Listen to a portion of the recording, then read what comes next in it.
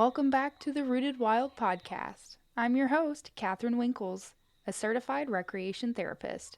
And this space is where we explore nervous system care, recreation therapy, and sustainable ways of living well through nature, movement, creativity, rest, and compassionate self-understanding. In our last episode, we talked about nervous system literacy, learning how to recognize stress responses and understanding that your body is trying to protect you, not working against you. Today, we're building on that foundation by talking about movement, specifically trauma-informed movement. This episode is called Safety Before Stretching, because for many people, movement doesn't automatically feel good or regulating.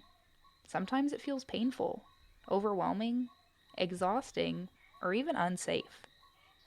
If you live with chronic pain, trauma history, burnout, sensory sensitivity, or fatigue, this episode is for you.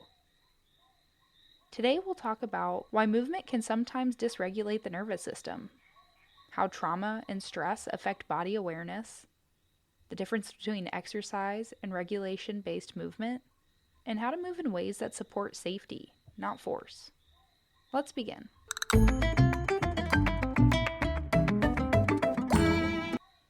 Before we talk about movement, let's pause. Notice your body as it is right now.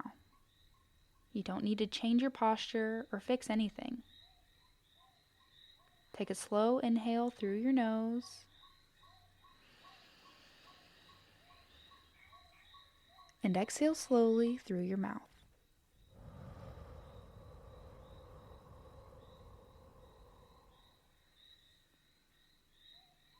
Notice, where is your body supported? Where do you feel tension or holding? Whether your body wants stillness or small movement. This is important because trauma-informed movement begins with listening, not doing.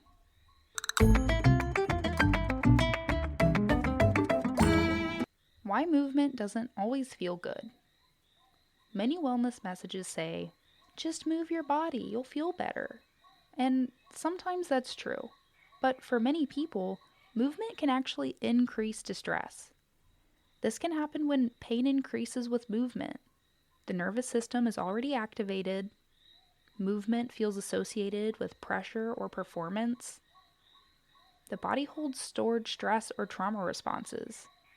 Fatigue or illness reduces capacity, or the environment feels unsafe or overstimulating. When the nervous system perceives threat, movement can increase heart rate, breathing, and muscle activation, which the brain may interpret as danger rather than exercise. This is why someone might feel anxious during workouts, overwhelmed in group fitness spaces, exhausted instead of energized, or disconnected from their body during movement. The issue isn't motivation, it's nervous system safety.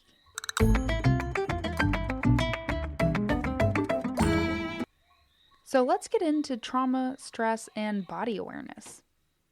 Trauma-informed care recognizes that many people have learned to disconnect from their bodies in order to cope. This can look like ignoring pain signals, pushing past exhaustion, feeling numb or disconnected, difficulty noticing hunger, fatigue, or tension, and feeling uncomfortable with body awareness. For some people, slowing down and noticing the body can actually feel more threatening than distraction. So, trauma-informed movement asks a different question.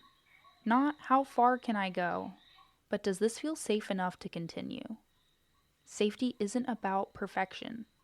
It's about predictability, choice, and control.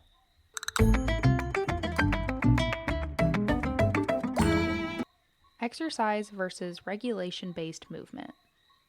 Let's make an important distinction. Exercise is often goal-oriented, whether it's strength, endurance, weight loss, performance, or just general metrics and outcomes. There's nothing inherently wrong with exercise, but regulation-based movement has a different goal: supporting nervous system balance, improving body awareness, reducing stress activation, increasing comfort in the body, and building trust over time. In recreation therapy, movement is used to support participation, enjoyment, emotional regulation, functional capacity, and improving quality of life. The outcome is not exhaustion. The outcome is regulation.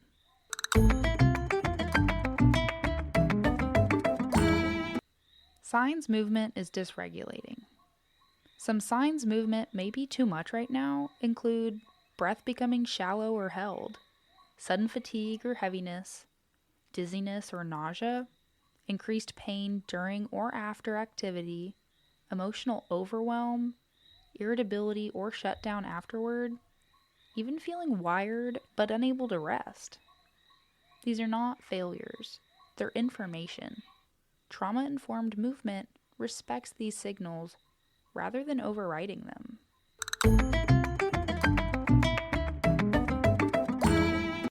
Principles of trauma-informed movement. Let's talk about practical principles you can use immediately. Number 1, choice over obligation. You can stop, slow down, or modify at any time. What works for one body may not work for every body. It is okay to modify or build up to a certain goal instead of jumping in at an expert level when you're just starting off or getting back into movement after a break. Number 2, predictability over intensity. Repetition and rhythm help the nervous system feel safe. The brain thrives on routines, so practicing with repetition and rhythm helps to build that sense of security and accomplishment, especially with movement. Think muscle memory, and you're on the right track. Number 3, curiosity over judgment. Notice sensations without labeling them as good or bad. In the grand scheme of things, we never know right off the bat if something is inherently good or bad for us in the long run. So investigate with open-minded curiosity to see what the information is telling you. Number 4, small range is enough. Tiny movements still count. Everyone has to start somewhere, and overexerting or extending into an injury delays the movement process with recovery you weren't anticipating. Respect the little wins to see progress sooner. Even if it's leg lifts in bed or on the couch, that is still movement to build strength for when you move out of those zones. Number 5, comfort supports regulation. Warmth, soft lighting, and familiar environments matter. Setting up your space creates a ritual in your brain, preparing you for the activity you're about to engage in. Cozy lighting and feeling comfortable may be what helps you stick with it. I know I would rather have vibey lighting or smell incense that takes me back to my favorite yoga studio, even if I'm in the comfort of my own home. Number 6, rest is part of movement. Pauses allow integration and prevent overload. Even the hardcore gym bodies are resting between their sets. If reps of 25 cause muscle spasms or injury, break them up into sets of 5 with breaks in between for recovery. Your muscles will thank you for increased oxygen and blood flow, reducing the pain afterward. No one said it all had to be done at once, and giving yourself a break to check in with your body can increase your self-trust.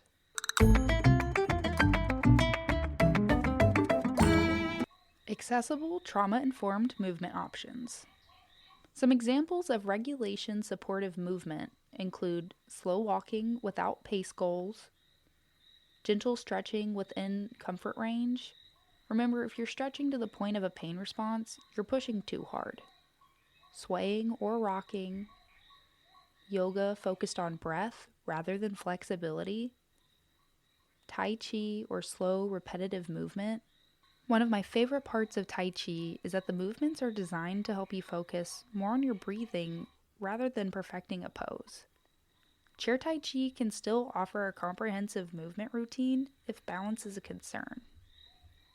Water-based movement, dancing slowly to familiar music, range of motion exercises while seated, and nature walks with frequent pauses.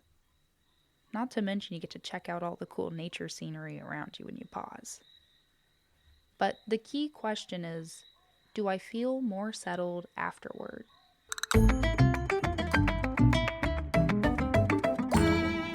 Now it's time for a guided movement check-in. If it feels okay, try this with me.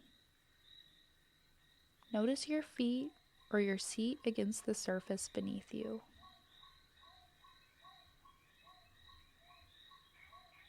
Slowly roll your shoulders forward once,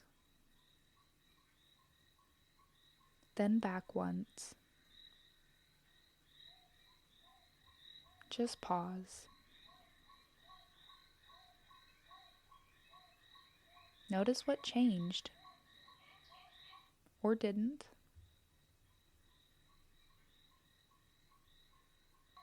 Now gently turn your head side to side, only as far as comfortable, taking a breath on each side before returning your head to the center.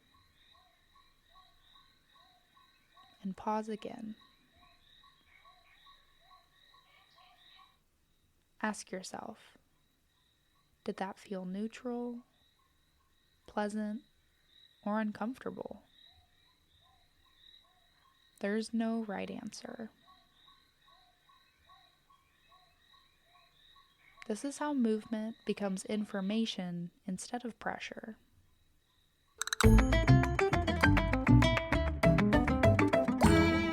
Movement, chronic pain, and burnout. For listeners living with chronic pain or fatigue, movement must respect capacity. Research shows that graded, gentle movement can help reduce pain sensitization, but only when it stays within tolerable limits. Overexertion can increase nervous system threat signals and prolong recovery. This is why pacing, variability, and self-trust matter more than consistency or intensity. Movement should help you feel more available to life, not less.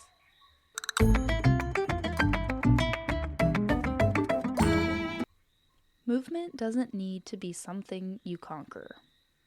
It can be something you return to, slowly, safely, and with curiosity. Your body is not a problem to solve. It's a system trying to communicate. Safety comes before stretching. Comfort comes before challenge. And trust builds through small, repeated experiences of feeling okay in your body. In the next episode, we'll continue this conversation by exploring how movement can become a source of pleasure and meaning, not punishment, as we redefine exercise through a recreation therapy lens. Until then, move gently, listen closely, and let your body set the pace. If you're looking for additional resources for grounding and trauma-informed coping skills, head to our website at www.rootedwildretreats.com or check out the Instagram at rooted_wild_retreats for more information. I'll check back in next week with a fresh episode. In the meantime, stay grounded, stay rooted, and as always, stay wild.